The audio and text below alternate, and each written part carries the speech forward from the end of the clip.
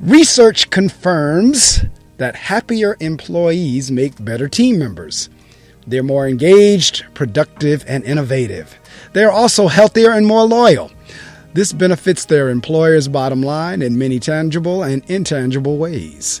This is the reason why Society of Happy People founder, author, and practical happiness advocate Pamela Gail Johnson has spent more than 2 decades speaking, coaching, and writing about happiness in the workplace. Oftentimes, organizations know why it's important to create a happier workplace environment. They just don't know how to go about doing that. That's where Pamela's unique approach to organizational happiness comes in. Every organization has their own very special culture. Pamela creates a customized path that helps a company shape their macro culture while connecting each of the micro cultures that support it in ways that are practical and easily integrated. Pamela is the author of Practical Happiness: 4 Principles to Improve Your Life. These principles can help everyone experience more happiness by redefining happiness and managing the experiences that zap it. Her Practical Happiness work programs use these same principles to help organizations create happier micro and macro cultures. Ladies and gentlemen, welcome to the Reading Circle microphones, none other than Pamela Gail Johnson. Pamela, good morning. Good morning. How are you? I am happy. That's a good thing. It is, as you said when we talked a couple of minutes ago, it's a happy Saturday. It is a happy Saturday. So that it is, and we're going to be talking about your book, Practical Happiness: 4 Principles to Improve Your Life. It actually just launched or just came out January 4th, 2022. So the book is a little over a month old, almost 2 months old, out in release. And so that's what we're going to be talking about today. And I cannot think of a better topic to talk about than happiness, because we have so much negativity going on. In the 6 o'clock hour, I actually recorded my podcast about all the negativity that's going on in the world. So this is going to be a very nice follow-up on the radio show in terms of happiness. So you need a little happy now. That's right. Balance it out. That's absolutely right. So I'm going to rewind the clock back a little bit in terms of kind of where did this all begin, especially like becoming an author. Is that something you always aspired to be, or did that come as a part of the work, or where did the whole notion of now writing a book come from? Well, yeah, actually, I was told by a teacher that I was not a good writer. And so I really didn't, grow up with an aspiration to write, per se, at least after that point in the 6th grade. So I think the book came about more as, I've wanted to do a book for a couple of decades now, but it came about more of trying to share the message to a bigger audience. Okay.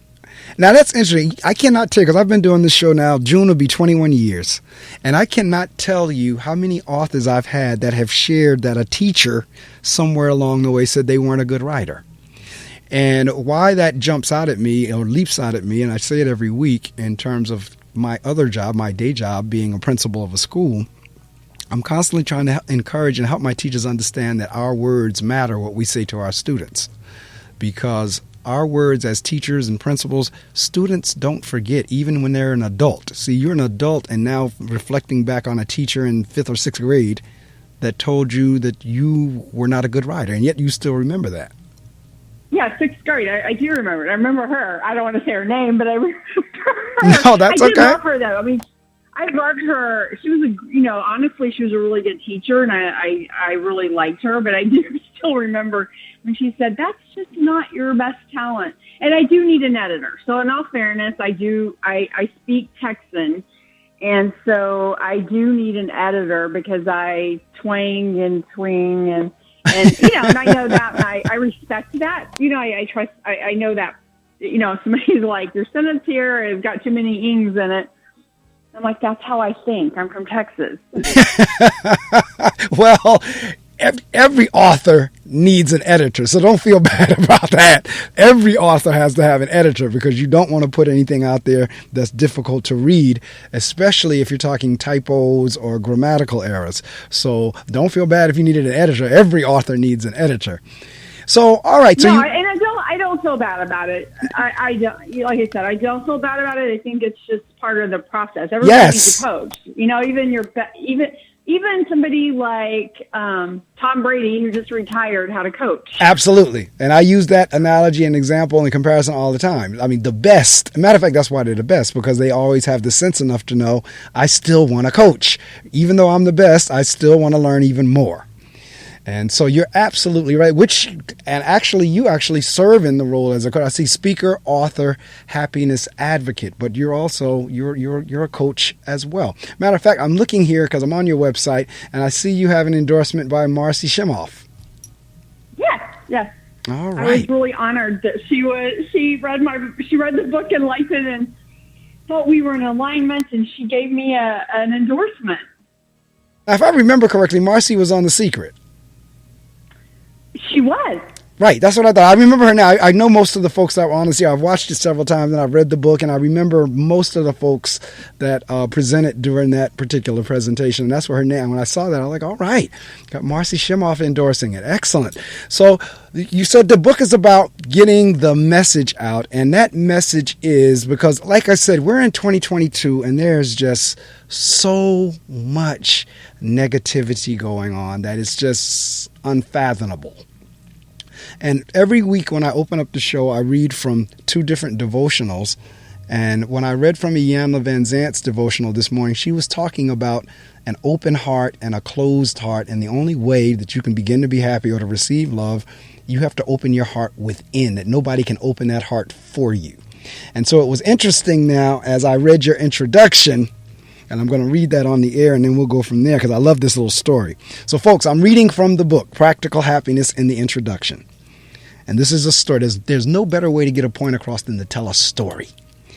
A Native American story tells about how God gathered his animal advisors together to help him decide where to hide the secret to a happy life from humans. He first asked the eagle, "Where shall I put it?" The eagle answered, "I shall hide it at the top of the highest mountain. Man will never find it there." God considered this, but decided against it. "One day, man will go there," he said. Next, he asked the clam, "Where shall I put it, little clam?" "I will hide it at the bottom of the deepest ocean," the clam answered. This seemed like the better idea, but the Lord hesitated again. "Man will go there someday," he said after some thought. Then the wise owl stepped forward. "Though I regretfully cannot take it there myself," he intoned, "perhaps you ought to hide the secret on the moon." After considering this, God finally came to the same conclusion as before. No, there too man shall go. After some period of reflection, the humble opossum came forward. "Perhaps," he said, so softly that he could barely be heard, "the secret should be hidden in the heart of man." There was an awed silence among the animals. Finally, the Lord spoke. "Yes, cunning opossum, that will be the last place man will look." Outstanding story. Why'd you start with that one? Well, because I think happiness, I mean, ultimately when I boiled happiness down to a singular definition and a simple one, I would say that happiness is when we naturally feel good, and that can vary depending on our experiences. But ultimately, happiness is inside us. And when we say happiness is a choice, and that's a super popular saying, I think there are varying degrees of happiness, because I think we go through a certain amount of happiness zappers, which is the second principle, that are just real for everybody. We're all going to go through those things, but you have a choice about what you're looking for.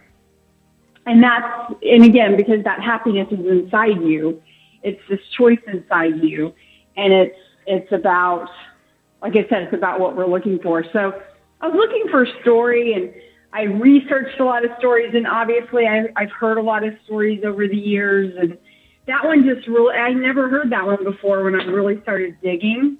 And I just loved it, because I do think we think happiness is in all these other places when it's really inside of us.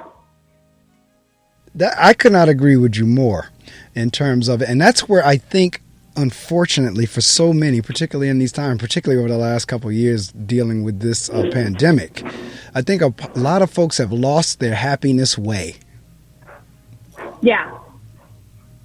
Well, because I think one of the things that happened during the pandemic is that Harvard did a study over 70 years. That was probably 3 or 4 years ago that the results of the 70-year study came out. But it basically said that the happiest people, and even like JFK was part of the study, the happiest people had great relationships, because we're tribal. We're meant, even the most introverted person needs to have a certain amount of relationships. And so I think when the pandemic hit, our relationships changed, because we're also not like, say, early 1900s or late 1800s, where people were going out west to get their plot of land and they would farm, and maybe they'd go to church once a week or once a month into town, but otherwise they were literally with their family, whatever that was. Right. And for the most part, we don't live like that. Even if you live on a farm in the Midwest, you got your truck or your car, and you go into town, you go to the coffee shop, we travel, we're mobile, and it's my grandpa was a farmer. He was up at 4 a.m, right, up farming, in bed by 6 or 7, and he might not see people a lot, but he still saw people. Right. We don't live like that. So the pandemic really just made all of that. People just, again, aren't used to being that isolated. We like right. chat. And so we were already, there were studies that had come out that said we were already sinking into a happiness slump, despite the, as they call it, robust economy. We were sinking into a happiness slump. And then the pandemic put that like on steroids, for lack of a better word. I could not agree with you. And I've been saying the same thing, and I didn't even realize that study was it, but I've been constantly saying man was not created to be isolated. And you brought up some very good points, the difference between being isolated in the early 1900s versus being isolated in 2020. Because folks, we've been cooped up in houses. We're going stir crazy. You couldn't really go anywhere. You didn't want to go anywhere, even if you could go, because you always had the fear of I might get sick. I mean, it literally changed how we do everything in terms of school, in terms of church, even with funerals. Everything was altered because of the pandemic. And you're right. Folks did not have the opportunity to be around each other's energy. Because, I mean, not for nothing. I know I'm in the school system. We went virtual for like that year and a half, but it's just not the same watching a computer screen and talking into a microphone as it is being in the same room with people. Same thing. I was on an 8-hour call early on in the pandemic. And I was going to also say, though, about the pandemic, it wasn't just us being scared for us, because we just didn't know, like, you could be carrying it and be asymptomatic.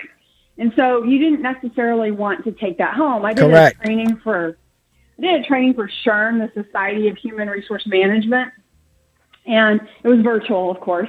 But one of the activities I did is I said, here, and this was like in June of the first year of it, and I said, here's a bowl of candy, and 2 of the pieces of 100 pieces of candy, and 2 of them are poisonous.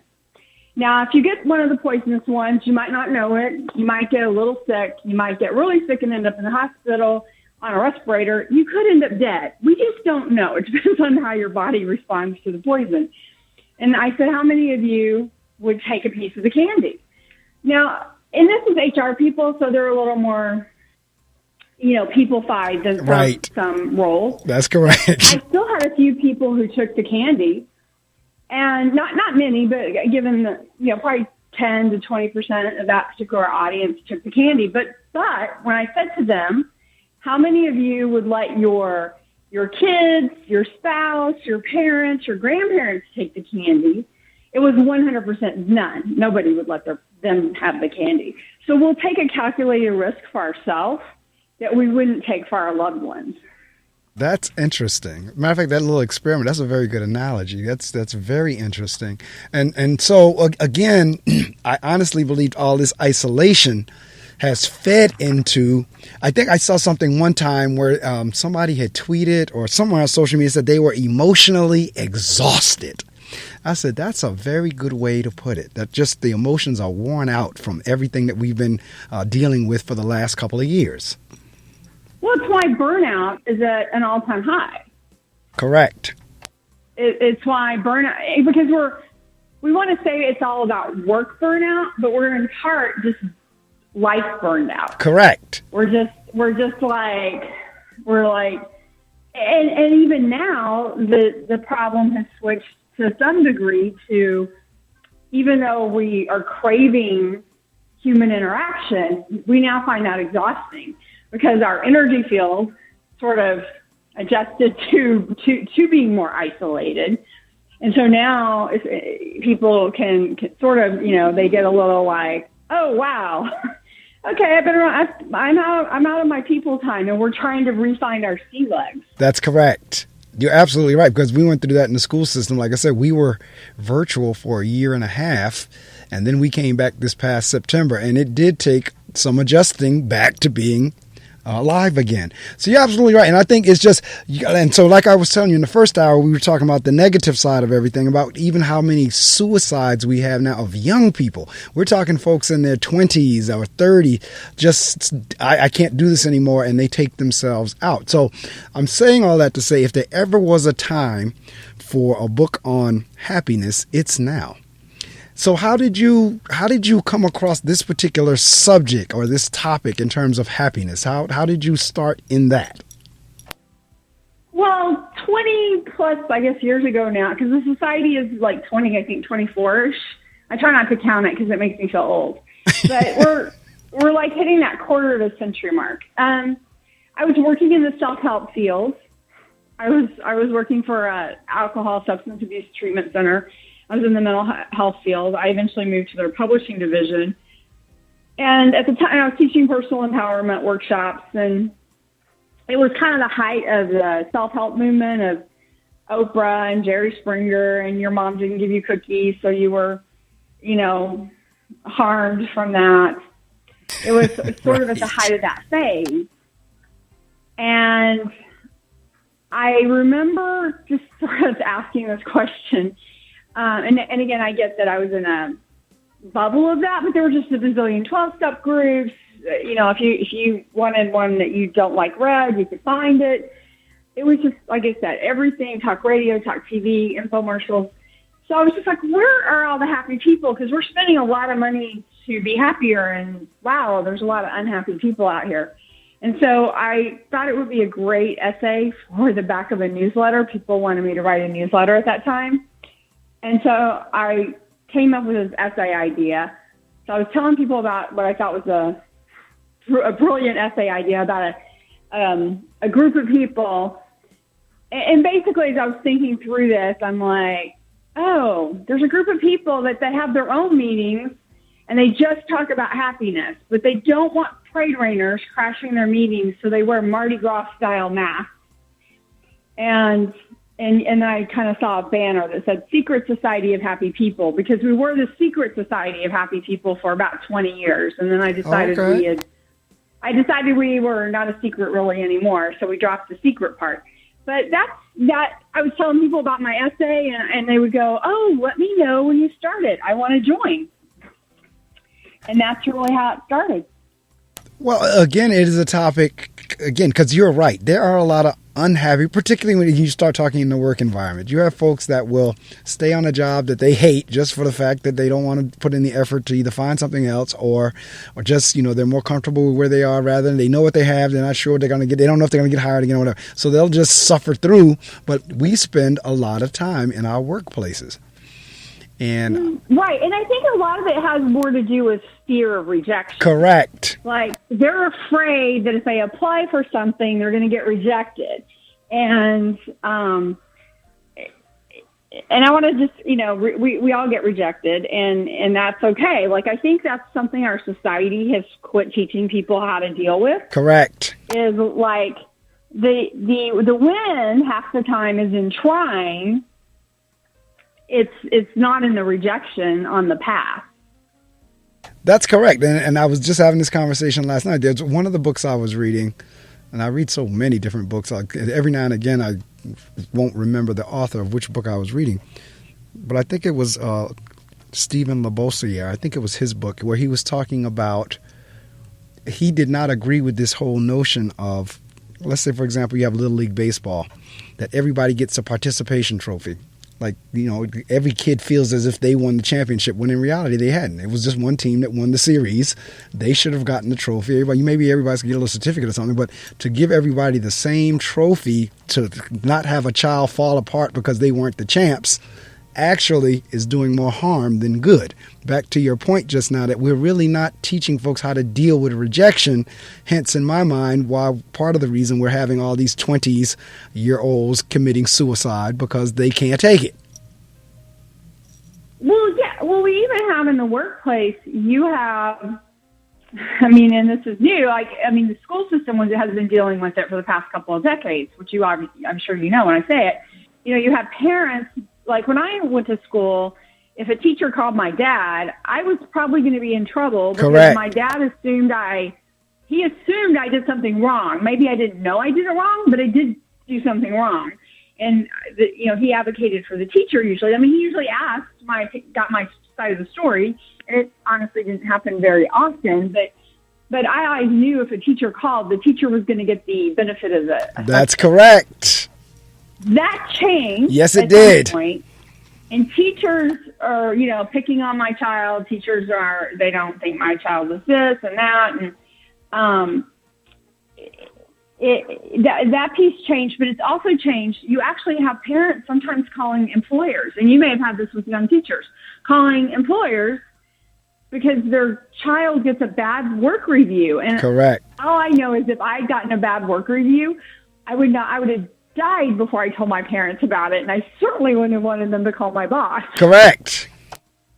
No, you're absolutely. But you're right. There was a shift, and that's contributing as well. So again, going back to the book, we really need tools and resources. If for nothing, and I'm an avid reader, so for me, I'll jump on something like this and take in everything. Everybody's not a reader, so I get it. But we need resources to at least be able to refer to say, what can I do to kind of get myself in gear, to get out of this slump or what have you. And I notice it's 4 principles. That's in the title of the book, 4 principles to improve your life. We're not going to tell the audience everything because we want them to buy the book. But if you can give a brief synopsis of each principle. So I see principle 1, happiness is personal. Principle 2, happiness zappers are, manageable? Yes. Principle 3, happiness changes as you change. And then let's see, with principle 4, we have happiness is bigger than you think. So let's kind of get into each principle. Like I said, don't give the whole thing away. We want folks to actually get the book and read them. But if you can just kind of give a synopsis of each one, that would be great. Well, no, and wait, what you're going to get in the book that we can't give away even if we wanted to is I did interview 60 people. So most of these principles are depicted by stories from real life people. They bring them to life. It won't be your stories, but it will be stories that you most likely can relate to. Right. So principle 1 is happiness is personal. And a lot of people go, well, duh, of course I know that. But we live in such a groupthink society now. Yes. That we sometimes forget that. So we're always doing what our friends want us to do, our significant other wants us to do, or our kids want us to do. And it's not to say that if you don't like going to sci-fi movies, it's not to say you never go to a sci-fi movie if your significant other, that's their favorite thing, or your best friend, it's their favorite thing. Of course, you don't want to be selfish or, and just say, no, I'm never doing that.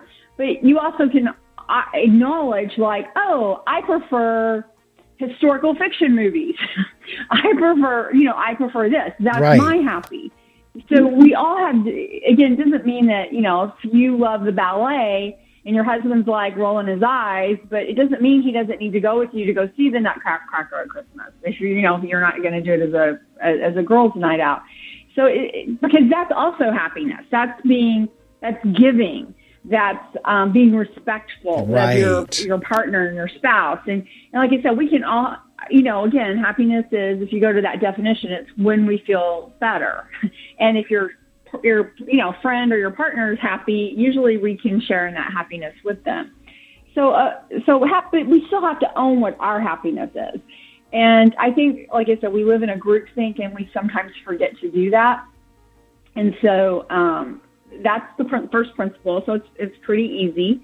The second one is a little more complex, but it's happiness zappers are manageable, and we divide them into 5.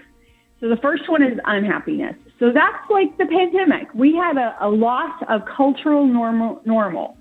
We have not really found our new cultural normal. I don't know what that's going to be. Correct. I know, like, I'll probably always carry a mask because I kind of make a joke, but I'm like, I've actually been French kissing everybody my entire life, and I did not even know that because I was seeing all those science things about projectile spit, and I'm like, there are some people I just don't want their spit on me. I'm going to probably always keep one of those in my purse. And I also learned, like, oh, if I feel like I've got the flu, maybe when I go to the grocery store, I should pop my mask on so somebody else doesn't get it if I'm needing to grab supplies or whatever. So,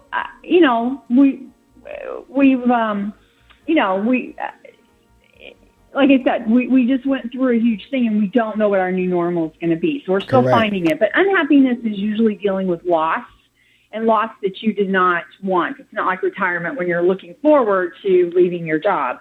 It's like you get a pink slip or displacement, as they call it. Obviously, the biggest losses are death, a loved one or a pet. And it's so when we're having a lifestyle change that we did not want. And even when you want it, like even when you go to college, there's sometimes a mourning process because you left your nest, and then you're excited about your new nest, but you're also a little concerned about it. So unhappiness is, like you said, it's big, and it's not that thing that you just wake up one day and go, oh, I'm just not going to be unhappy about the fact that my doctor has now told me I can't eat my favorite foods except on my birthday. I've had to change my diet, and I have to now go exercise every day. You don't just wake up and go, oh, yay. The second one is stress, because we all deal with stress. There's probably not a day that there's not a little stress for everybody. The third one is fear. A lot of times our unhappiness is, and I want to preface this with, if you are in a legitimate fear-based situation, your house is burning down, you're chilling with a stalker, unfortunately, if there is legitimate fear, you need to take appropriate actions to deal with that fear. But so much of our fear is between our two temples. It's that head chatter that stops us from applying for a job, or stops us from, like I'm a horrible pool player, but honestly, I sort of have fun doing it. So I'll pick up a cue stick sometimes if I'm in the right setting, and also with not people who are super competitive and, thinking like, oh, she's on my team and we don't win. I don't want to ruin their fun, but like I enjoy it, but I also really get I'm not good at it, but I can still enjoy it and not be good at it. Think about karaoke. There's a lot of people who, I guess, maybe get enough adult beverages in them, and even though they're, not going to be on the Grammys or something, they still like to belt one out. And that's right. That's okay. That is okay. You don't have to be perfect or good at everything. But we let this fear stop us. So that's an important thing. And everybody has to start somewhere. Nobody starts out great. Right. Tom Brady didn't start out right. In fact, they said his first year wasn't great. I didn't know who he was then. But so that's fear, and then chaos. Okay, so you said you're a principal at school? Correct. Yeah. So at school, you probably deal with some form of chaos as a principal every day. There's something that's chaotic, but chaos is usually temporary. Even the chaos of a natural disaster, you're going to have a few days of it, but it's still usually in a temporary state before you move to this next state of it moves into other happiness zappers, but it's not the chaos of the moment. Like, how do we navigate and triage what needs to be done? And then the final one is one I think we have the most control over is annoyances. We often let things that just simply annoy us ruin our day. So I give people as a rule of thumb on this one, I kind of say, if you won't remember it a year from now, let it go now. So if you're annoyed because you were running late, or if you were annoyed because you thought somebody was rude to you, but you're not going to, it's not one of those defining conversations, and you're not going to remember it in a year, I always say let it go now. Just go ahead, let it go, because, there's not any point in holding on to it. So those are 5 types of zappers. It's like happiness. There's more than one kind of happiness. There's also more than one kind of experiences that make us not feel good. And I say they're manageable because every single one of those can be managed if we learn to think of it that way. If we ask that question, how am I going to manage this experience, even unhappiness, even the worst of unhappiness? If we ask that question, how do I manage this? What support do I need? What is it that I need to do to get through? What self-care do I need to do to get through this? What is that? You're going to find the answer. Our brain likes to find the answers to the questions we ask. So we have a ZAP map, which we call a Zapper Management Action Plan. That's in the book. That we even have like a graph in the book. And actually, people who do reviews for the book, they can. There's a place to email me, and I'll send you the workbook so you actually get a ZAP. I think I even have a ZAP map web address in there where you can print off the ZAP map. So, again, the question we always want to ask when something is zapping our happiness is, how do I manage it? And not like, oh, this is making me unhappy and I'm going to be a victim to it. It's, how do I manage it? And that's the important part of that piece, because studies also show that people who rate themselves mostly happy versus mostly not so happy, we all have about the same number of unhappy experiences. Everybody deals with something, even if you don't know what they deal with. Nobody's walking around with this life of no happiness zappers. That's not how life works. Right. But some people manage them better than others. And those who manage them better usually are, they would rate themselves as mostly happy. So we have a lot of control over how we choose to manage those. Principle 3 is happiness changes as you change. Oftentimes, I see people and I talk to people, and if you really are listening, you really find that they're 40, but they're looking for the happiness they had in their 20s. And that's just not how it works. Like, an easy example for people to think of is, when you were 4, you probably liked the finger paint, and you wanted to paint the walls and everything else you could get your little paint hands on. Unless you're an art teacher, you probably don't want to do that when you're 30. Correct. You're probably not thinking, oh, what do I get up today and paint? Oh, I know, I'll paint my room with my hands. Most likely, like I said, unless you're an artist, that's not what's on your mind. So again, our happiness is going to change as our life changes, we get experiences. Sometimes it's Christopher Reeves is an example that I use in the book. He had a life experience that changed his life, in just a nanosecond. So we never know when that's going to show up in our life. So correct. Our happiness is going to change based on that. And that's where we do have a choice. Like, what are we looking for? Are we just going to sit around and be thinking about our past, or are we thinking about the future that we're moving towards? And then the fourth one, which is one of my favorites, because early on, the Society of Happy People, when I said, oh, I want people talking more about happiness, it dawned on me that I was like, if I want people to talk more about happiness, I need to point them in more happy directions. So that's when I initially did a list of 18 types of happiness, and eventually it grew to 31. And I've changed the list a few times, so there's really more than 31. It just sort of depends on which verbiage you want to use at any given point. But that's principle 4. So obviously we have these higher vibration types of happiness that we would say, like, you know, we're having fun, it's humor, we're laughing. There's, you know, we feel joyful. These are all very high vibration types of happiness. But there's other types of happiness that again meet that definition of feeling good in the moment. Let's say you are dealing with a chaotic experience. You were dealing with a happiness after. Let's say you had a baby crying for an hour, and you were like, "Oh my stars!" You know, you've done everything. You're exhausted. You're getting tired. You're like, "My baby's crying, and I can't seem to get my baby released so that they're not crying." Well, the moment that baby just sleep and rest or is cooing or is doing anything but crying, you feel relief. And that relief is a type of happiness.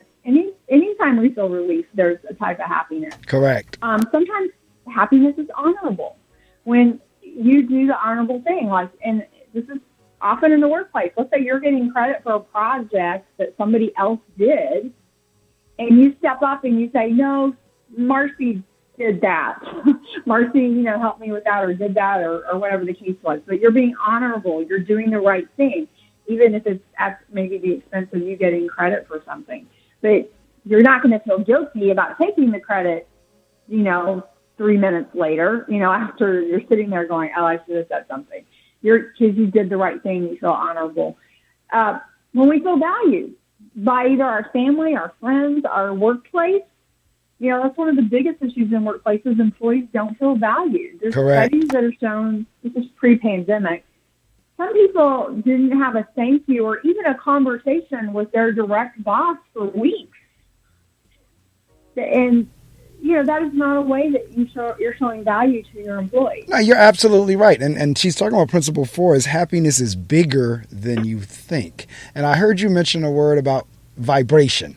Let's talk a little bit about that in terms of energy and vibration and how, I mean, because clearly once you start getting into vibrations and energy, it's almost like a segue into law of attraction. Like you begin to attract more things to you of where your vibration is. So if you're happy, you begin to attract more happy things to you. And if you're miserable, you begin to attract more miserable things to you. So let's talk a little bit about what you were talking about with vibration. Well, exactly. So we're not going to be, or I've never met anybody that's authentically at this, you know, heightened state of joy all the time. And some gratitude people, you know, I sort of sit on a slightly different fence on, say, feeling gratitude, that people are like, you know, and I would say on my worst day, and like, I'll use a worst day example of, you know, the day we had to take my mother off of her life support, the ventilator. I would not call that a good day. I was not feeling blessed. I was probably not feeling grateful in those moments. And that's okay, because we're going to feel a plethora of things. So I think we, you know, and so, you know, if you break up with somebody, if somebody just served you divorce papers or just moved out that you were living with, or, you know, you're breaking up with somebody, your heart's broken, you're not going to feel necessarily good and blessed. And that's so correct. Saying, make your gratitude list. But what I will challenge is, and in hindsight, you may find that blessing.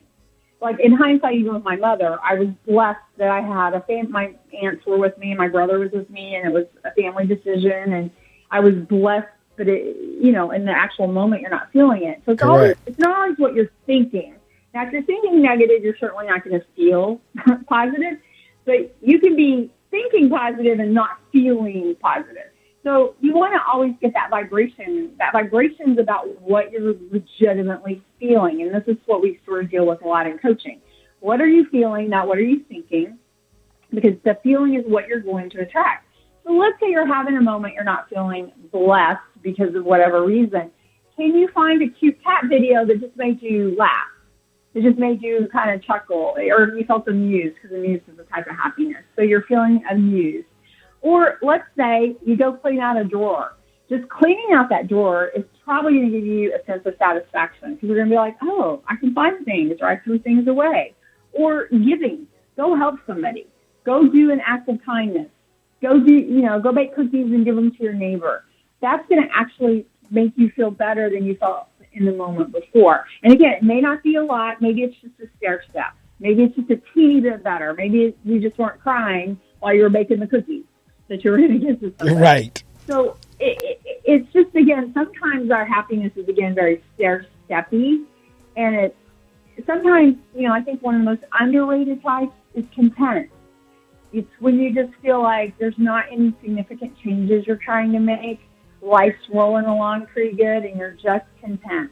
Now, you may not want your 23-year-old recently graduated child to feel content in your basement playing video games all day unless they're a video game developer. You may be going, let's have a little That's bit right. more of a motivation, which is a type of happiness too. So let's try to be a little more inspired and motivated. But again, happiness, how I like to think about it, especially if I'm not vibrating kind of where I want to be, is that I kind of try to say, okay, and in fact, I have a recent acquaintance, I think is how I would label her, who's calls me crying often and says, I'm never going to be happy, I'm miserable, and she'll even sometimes say she's suicidal. I don't personally think she's suicidal. I think she just wants to feel better. So she'll say, I'm never going to be happy, and I think she's trying to challenge me to tell her she is. And So I've actually gotten to the point, I just say, you know what? I think happy is too big of a stretch for you because you're so big into I hate life. Every sentence is how much you hate life. I'm like, so let's not try to overstretch you. Let's just try to get you where you maybe just dislike life. Let's just take one step. Let's go from hate to dislike. And she's actually moved a little more to dislike, and she's not calling as much about hating life. And now we're going to try to get her to content. Like, let's just stair step you instead of trying to give you this aspiration that you don't feel you're going to make. Right. And that's interesting how you say stair step or either slow walk or what have you. For some folks, that's exactly what you have to do to get them at least on the path. Because you're right. The more she says, I hate life, and the more you come back and say, don't worry, life is going to get better, she's not resonating with that. No, because they can't. We always have to meet people. I was doing a presentation recently, a couple weeks ago, and somebody asked me about how do you deal with depressed people. And I'm like, well, the first thing is you meet them where they are. You don't expect them to come where you are. Correct. And telling them, like, oh, you have a blessed life or whatever, if they're chemically depressed and they need medication, we need to try to get them to get that particular help. Correct. Maybe they're situationally depressed and they don't need medication, but it's still a stair step. That's correct. The person wants to curl up in a fetal position, and you're saying, hey, come ride the roller coaster with me and be all giddy laughing. They just, dig in. No, you're absolutely right. And they actually go the other way. You're right. They dig in, and they go the other way. The more... No, go ahead. Yeah, it's like me saying I want to be a Super Bowl quarterback. Not going to happen. I can't. I can barely throw a ball probably 5 yards. It's just, like in my head, I'm sitting there, I'm like, well, that is just not going to happen. And that's where they are. Like, they're just like, right. Even if they know it can happen, they don't see the path. And see this, and while you're on that point, and see, this is where it gets very deceptive, especially for people who are not accustomed to dealing with somebody with depression. For somebody like that, they think, oh, just get over it, or like you just said, go jump hoops, or do cartwheels. Oh, why aren't you happy? Folks think they're doing that on purpose. But the truth of the matter is, now, like your friend, the one that hates life, somebody could look at her and think she's just doing that on purpose, when they're not. Like, even if they wanted to, they can't. So, no, she's honestly, she's just gone to therapy for years. She's done right. She's done all of, so she's not even in this category of where you would say isn't trying to get better. And she's just really frustrated. And I don't know completely enough about her complete mental health background. So what I just, like you said, I try to meet her where she is. Right. I have cut her venting down to 15 minutes because you do create different tasks in your brain. Right. If you've done too much. And I told her that this year, I'm like, okay, you get 15 minutes, that's it, on the venting side. And then we have to talk about at least neutral things. You don't have to, be happy about them, but just neutral. Because I also know the venting pieces doesn't help her. It depends on what state she's in. Correct. It depends on what she's kind of venting about. But she has a couple of topics that I cut her. Like I said, I give her a limit, and I do that with myself. Correct. I do that with myself if I'm upset over stuff. And in fact, in the book, as one of your ZAP management tools, is venting. I happen to be somebody who thinks if you don't talk about something that upsets you, and you can't let it go, like an annoyance, like you can't just let it go, you do need to get it out of your system. And so that can be journaling, it can be talking to somebody, but it needs to be somebody safe and somebody that doesn't add to the negative fuel. Like if you're talking about your boyfriend being a jerk, you don't need to be talking to the girlfriend that goes in and chimes in on everything she doesn't like about him, and it gets bigger and bigger. It needs to be a safe person that you can, vent to. I think I read somewhere that Catholics who went to confession regularly were happier.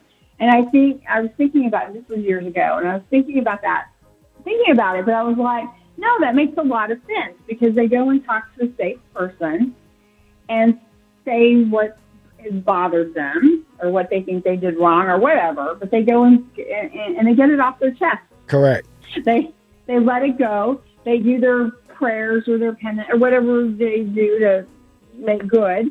And I'm not Catholic, so I'm not trying to. I'm not saying this is correct to somebody. I'm not trying to be whatever. But I think they get it off their chest, and I think that's an important part of it's an important part of managing happiness zappers.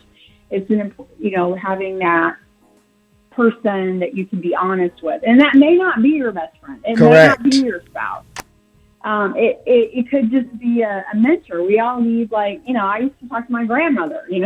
Right. I would tell my grandmother things I didn't tell my mom per se, but I, for the most part, tell my mom everything. But for some people, that should not be your person, and everybody has to figure out who that person or person, is for them. That's correct. Now, earlier on, I heard you use the term joy. Is there a difference between happiness and joy, or do folks just use the words interchangeably, or is there a distinct difference? Because, and I'll let you answer that, and I'll help you understand my understanding of the two, like they're different. Well, I was going to say, we have joyful as one of the 31 types of happiness. I think joyful is this really high vibration type of happiness that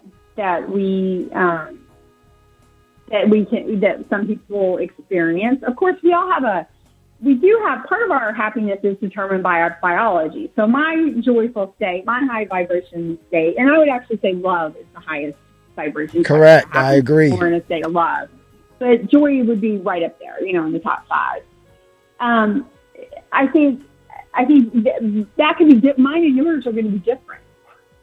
My highest state and your highest state, can be different. So I do think it's different, because it's very different than if you just feel content.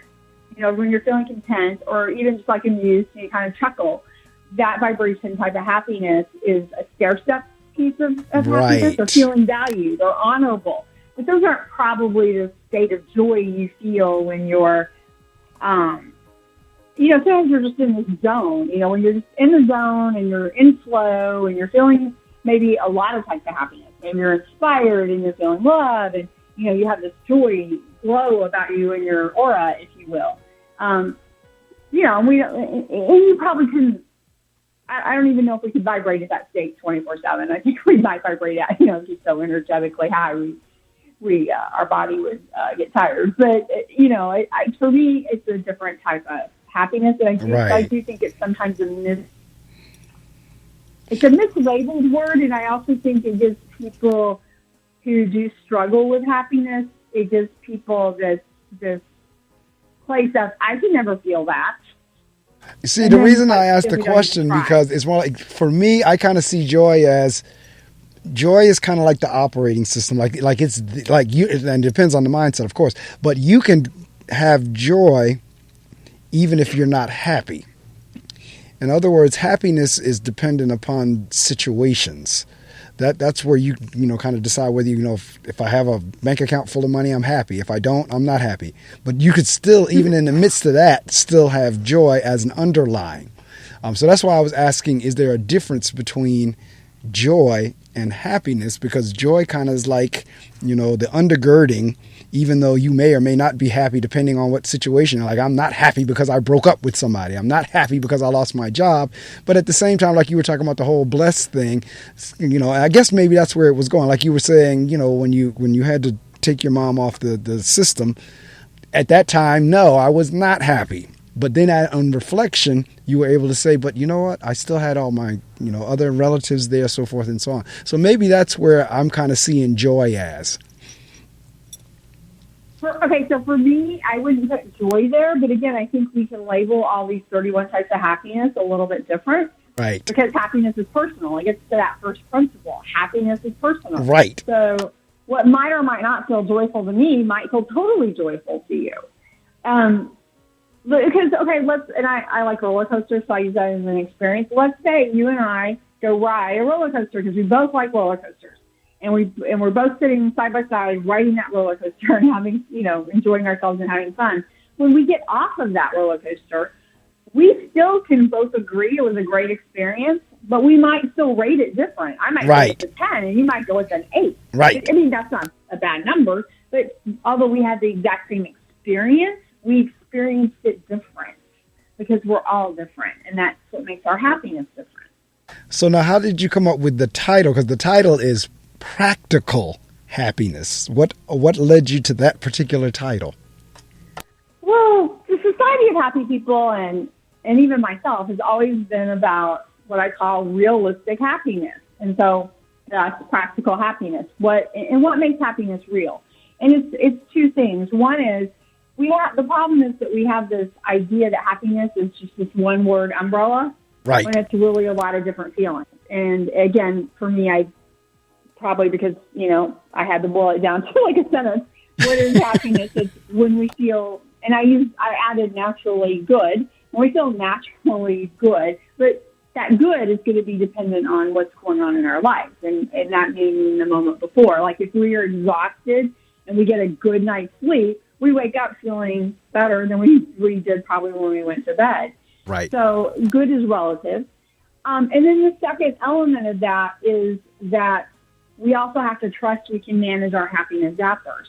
I think too many people believe if you're happy, you're not dealing with anything annoying or unhappy. Right. Some of my happiest friends I know are dealing with very challenging, exhausting parental caretaking situations. And but they're also seeing like you said, there is some joy in that they're getting that time with their parents and those kinds of things. So, even if you're dealing with a very challenging, and I think sometimes those situations are challenging because you do know what the last chapter is. Right. So, you already know what the last page of that book looks like. You just don't know what the journey is to getting to the last page. But it's usually not one of hope and knowing things are going to be better and the person's going to recover. It's not in that vein. But there are still joys in those situations. And actually, there's a story on caretaking in the book under honorable. Because caretaking, I think, is a very honorable type of happiness. Correct.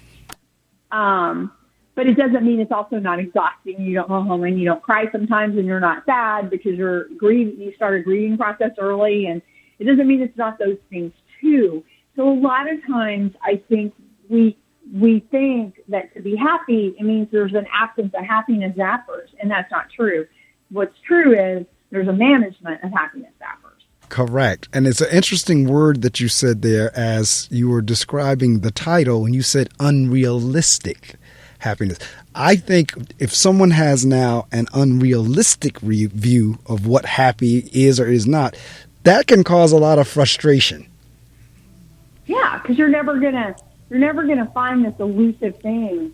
Correct. You're never gonna find this elusive thing called happiness. And when we have a lot of the happiness science that came out with the positive psychology movement, and I am a fan of science, but science at the I think science is somewhat secondary to your mindset. So if you're not looking for the right things, if you don't understand how happiness really works to have more of it, the science isn't going to help you. And I use this example, like I hate to sweat and I don't like it. So that would say I don't like exercise. That would be a fair statement. So even though scientifically we know that if I was, running a mile every day or 2 miles every day, I'm going to have all this feel good endorphins going on and I should statistically be happier. I should scientifically be happier.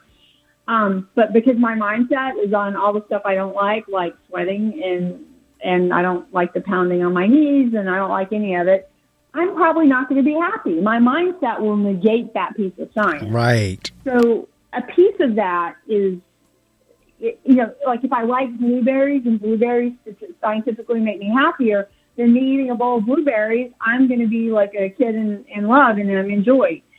I'm like, I've got my blueberries. My mindset and the science is going to match. The science is going to complement my mindset. It doesn't, but in reverse, it's not quite as true. And, unless of course you're truly dealing with a clinical type depression issue. Right. That's a different situation because that's biology. Is bigger than your mindset because if you again are clinically depressed and there are a lot of people that are in that space now, and sometimes that's situational. Like, if people are in a place because of the pandemic and we're just dealing with all this uncertainty that's exhausting us, if somebody needs extra help right now, they need to get it. Right. I agree. It's not always just I'm going to wake up and be happy. You Correct. might not, because you might be like I said, you might be at the end of your rope on that, and people do need to reach out. Correct. Regardless of their age on that, for people who can, help them navigate that situation. That's correct. So it's like I said. I think that's like I said. I think happiness is like you said, a little bit of a complex thing. But again, I think we have to have a practical approach to it so that we understand it's realistic. What is realistic happiness? Correct. I see a lot of people who get annoyed when people post positive things on social media and they're like, I know them and I know their life's not that way. And I'm like, but this life that they posted may be that way. Like maybe maybe they and their spouse argue 23 out of 24 hours, but maybe this 1 hour that they posted was real. Correct. And they were happy and they loved their spouse. Correct. It doesn't mean, just because you talk about one thing doesn't mean that other things aren't going on. Correct. So listening audience, I hope you've been with me since 6, but certainly since 7, as my guest this morning is Pamela Gail Johnson, and we're talking about her newly released book. It just came out on January 4th, Practical Happiness, and we've been discussing that for the last hour, and we've come down to the end of our time. But I see here Pamela has been interviewed by many media outlets, including the Associated Press, the Washington Post, the Wall Street Journal, and CNN, and I am humbled and honored to add the Reading Circle with Marc Medley to that list. So Pam, I tell you what happens at this point. What I do is I'm going to shut the mic off and you have the opportunity to promote as much as you want. The only thing you cannot say is the dollar amount. But anything short of that, any shout outs, websites, book signings, contact information, anything you want to share with the listening audience before we sign off, I'm going to turn my mic off and you have the opportunity to do that now. Oh, thank you so much, Mark, for having me on. This has been a really fun hour. I will say just go visit the Society of Happy People website, sohp.com, and you can get information about getting the book. And if you sign up for the VIP list, you'll get a few, gifts from me, including a 12-month happiness planner. And so, like I said, visit that. We have membership options there if that's something that is of interest to you. And then if you, are somebody who needs speakers and needs help with workplace cultural issues, retention, burnout, all that stuff, visit my Pamela Gail Johnson website. So it's PamelaGailJohnson.com and SOHP.com. And, come visit, and I would love to interact with you guys. All right, so that's SOHP.com and PamelaGailJohnson.com. I told you I was going to go fast, and we had an absolute blast. Now, not for nothing, just as an aside, whenever my senior year in high school, I was nominated Happy-Go-Lucky. So, I can hear that in your voice. Oh, thank you. But yep, that's going back 40 plus years ago now. But yeah, me and the young lady was Denise Briggs, and as the male was me, we were Happy-Go-Lucky. We had all different categories that go in the yearbook. And so I was nominated and voted as Happy-Go-Lucky. And so happiness, I could not agree more in terms of what you attract to you. And you're absolutely right, because and I hope the listening audience heard what Pamela said there. Just because you say you're happy doesn't mean you haven't gone through or aren't going through anything. You can still be happy and still at the same time be going through something. And at that point, when you're dealing with that, you may not be so happy. But in other things that you're dealing with, yes, you turn the happiness on. or it turns your happiness on, per se. But again, the book is Practical Happiness: 4 Principles to Improve Your Life. The author of that book is Pamela Gail Johnson. And Pamela, thank you so much for rising early. Are you calling out of Texas? I am actually in Bethesda, Maryland today. Oh, okay. So you're in the same time zone I'm in. So, okay, it's not as bad, because if you were in Texas, you'd have been an hour or two behind. So, yeah, no, just an hour. And yeah, but I am on the East Coast time. Right. So I thank you so much for joining me this morning. Have a wonderfully joyful, happy, and blessed weekend, the rest of your time. We will definitely be in touch. I record the show, so I will send you a copy of the YouTube channel that I put the archives on, as well as the MP3 link, and you are free to share them in any manner you choose. Oh, that's right. No, we actually have them on the site with the book. So okay, so I'll be emailing. We'll get those links added. All right, so I'll be emailing the links, if not to you, certainly to the publicist who linked us together. One of you or both of you will get it. If I have your email, I can send it directly to you. But if not, it will be to. I'm trying to think. Which publicist were you with that hooked us up? Lindsay. It was Lindsay. Okay, because I have Lindsay at HCI. Yes. Yeah, and I'm just trying to think of which. Yeah, it probably was. It is Lindsay. I know it is Lindsay. You're right. Like I said, I'm dealing with a bunch of different PR companies scheduling guests, so I have to keep the name straight. But Lindsay is right. You're correct. Lindsay's right. Lindsay Mock. And so, now, where are you based out of? I'm in New Jersey. Oh, okay. Yep, I'm right. Like if you're down in Bethesda, I'm right up the road from you. A couple hours, about 3 hours away. Yeah, exactly. All right. Exactly. You're around the corner. So it has been a delight talking to you. Yeah, same here. Again. I'm going to be doing a book signing in Philadelphia, but I don't have the date yet. Okay. Well, that's been part of the pandemic fun. Yeah, exactly. So we will definitely be in touch. And if you're as close as Philly, I might take a run over if you give me the date. Or if you know of a if you know of a bookstore in New Jersey, make sure Lindsay knows the name and we'll pitch them. Okay. That will work. We do want to get in front of more people that way. Right. Okay. Like live events. You know? Right, exactly. Yeah, exactly. Okay. Well, thank you so much. Thank you as well. Like I said, have a happy, because I'm using happy because of the book, but have a blessed weekend and week. It sounds like you definitely need to get on the SOHP Weekly email list. Okay, we'll do.